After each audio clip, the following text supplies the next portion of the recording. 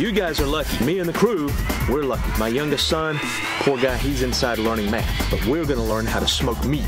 Right in there, in that little white block building, that's my smokehouse, and I've got some meat hanging.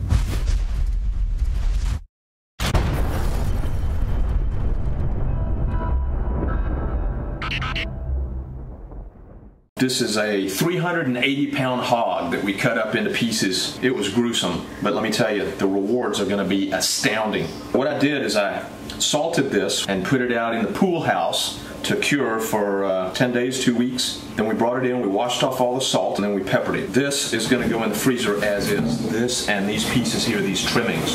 And I'm gonna use them for bacon and seasoning. Well, hello there.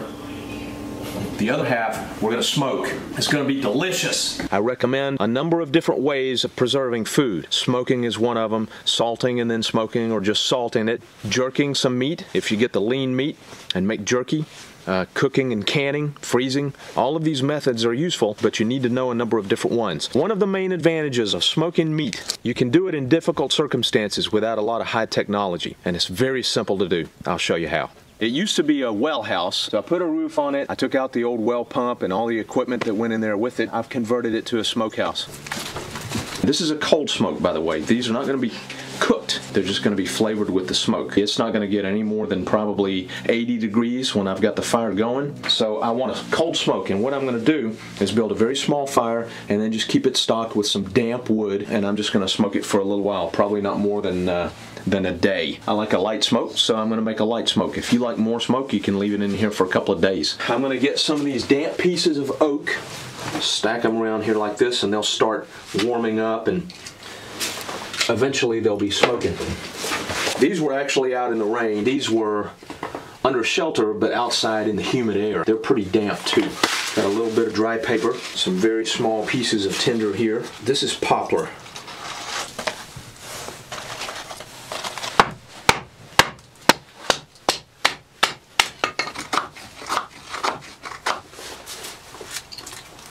Whenever I smoke meat or cook over an open fire, I like to avoid resinous woods like conifers. I prefer hardwoods like oak, hickory, mesquite, and of course all of the fruit woods are good, apple or pear, cherry, any of those. I want to keep the fire small.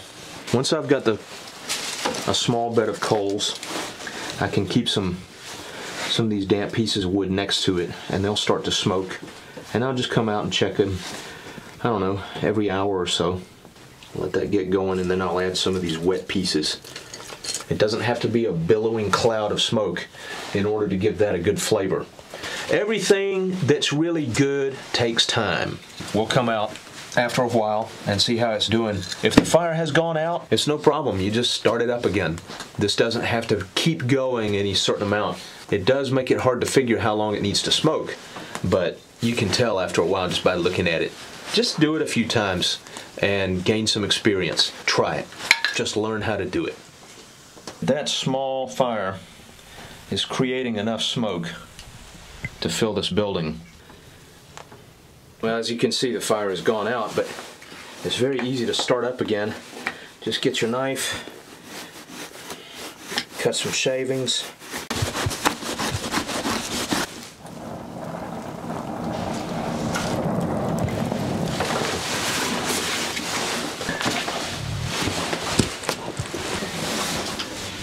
We'll get that piece of oak smoking, and I'll pull it off the fire, and just so the whole thing doesn't flare up.